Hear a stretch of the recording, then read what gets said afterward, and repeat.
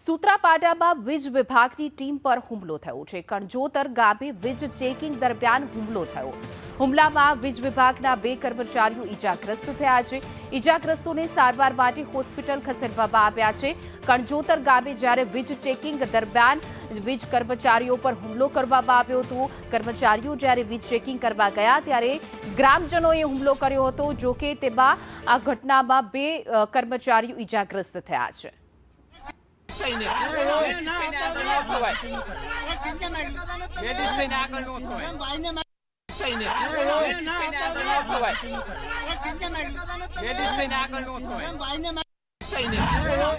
ગામે અમે ચેકિંગમાં ગયેલ તે દરમિયાન અમને ત્યાંના ગ્રાહકોએ ઘેરી લીધા અને પથ્થર વડે હુમલો કરેલ, ઝાપાઝાપી થયેલ। તેમાં મારો શર્ટનું ખીચું ફાડી નાખ્યું, શર્ટના બટન તોડી નાખ્યા ને પગમાં વાગ્યું ને આંગળીમાં વાગ્યું।